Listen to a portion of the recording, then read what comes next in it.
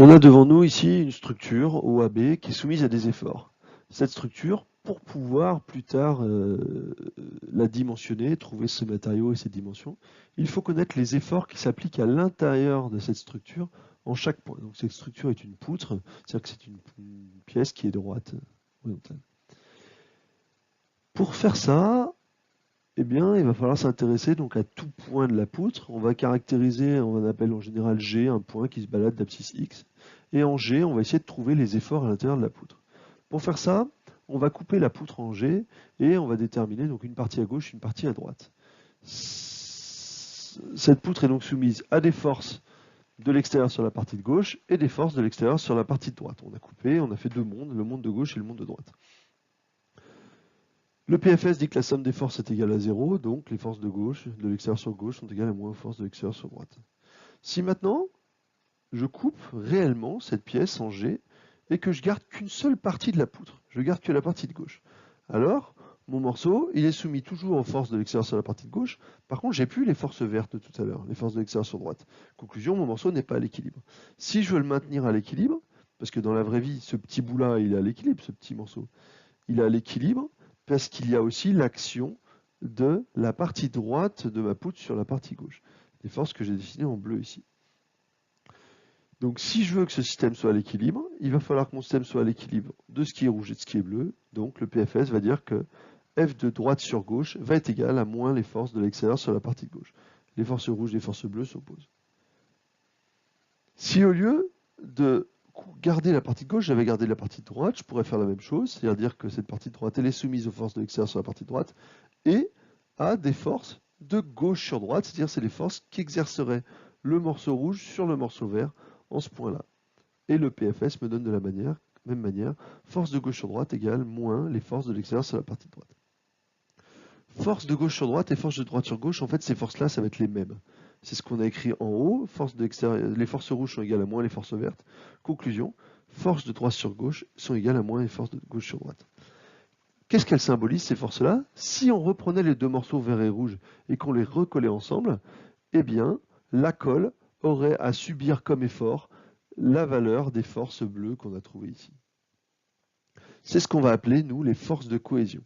Alors, par définition, les forces de cohésion, c'est ou bien les forces de droite sur gauche, ou bien les forces de gauche sur droite. C'est la même chose au signe près.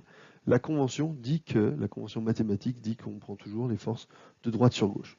Et donc, pour les calculer, ces forces de cohésion, eh bien, on fera une coupure, et on prendra ou bien dire que, en cette coupure-là, les forces de cohésion valent plus les forces de l'extérieur sur la partie de droite.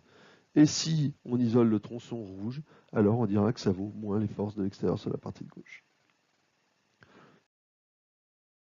Pour résumer, lorsqu'on veut trouver les sollicitations à l'intérieur de la matière d'une poutre, la première chose, on modélise le système, donc on met des dimensions, on met une géométrie de poutre, on trouve les efforts extérieurs en faisant un PFS global à la structure, et ensuite on va réaliser une coupure, on va couper ça en un point quelconque de la poutre, et en ce point-là, là où j'ai réalisé ma coupure, je vais pouvoir calculer, en appliquant un principe fondamental de la statique sur cette zone-là, je vais être capable de calculer ce qu'on appelle les forces de cohésion. C'est les forces qui transitent à l'intérieur de la matière en ce point-là. Et ces forces de cohésion, par définition mathématique, elles vaut ou bien plus les forces extérieures sur la partie droite, ou bien moins les forces extérieures sur la partie de gauche. Que vous isoliez la partie de droite ou la partie de gauche, vous trouverez exactement le même résultat. Cette chose-là, on appelle ça aussi un torseur de cohésion. Et ce torseur de cohésion, en fait, les forces qu'on a vues là, c'est pas que des forces, ça peut être des efforts et ça peut être des moments. Et donc, ça peut être représenté sous forme d'un torseur. Et donc, on aura le torseur de cohésion qui est égal au plus le torseur des forces extérieures sur la partie de droite lorsqu'on a réalisé notre coupure, ou c'est égal à moins le torseur des forces extérieures sur la partie de gauche. Et donc, cette coupure-là, il faudra la faire en tout point de la poutre. Ce torseur de cohésion, donc, il sert à maintenir en équilibre le tronçon de gauche avec le tronçon de droite. On peut le définir comme moins les forces extérieures sur la partie de gauche ou plus les forces extérieures sur la partie de droite. Et ce torseur de cohésion, quand on écrit, il est dans un repère classique, X est dans la direction de la poutre, Y la verticale et Z la dernière direction. Alors, on va avoir l'effort suivant X qui s'appelle grand N, c'est l'effort normal. Ça amène de la traction et de la compression. Le moment autour de l'axe X, c'est le moment de torsion. Et ensuite, TY ou TZ, c'est ce qu'on appelle des efforts tranchants. Et MFY ou MFZ, c'est des moments de flexion. Et donc on va avoir les sollicitations classiques. Si on n'a qu'un effort normal, c'est de la traction-compression. Si on n'a qu'un moment fléchissant, donc un moment suivant Y ou Z, c'est ce qu'on appelle de la flexion pure. Si on a un moment fléchissant suivant Z qui est induit par un effort tranchant suivant Y, c'est de la flexion simple, c'est la flexion la plus classique qu'on va rencontrer. Si on a toutes les sollicitations d'avant, c'est-à-dire N, du M et du T, alors c'est la flexion composée.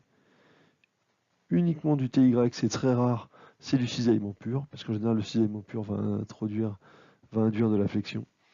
Et la dernière chose qui elle est toute seule, toujours toute seule, c'est la torsion. Un moment autour de l'axe X, autour de l'axe de la poutre.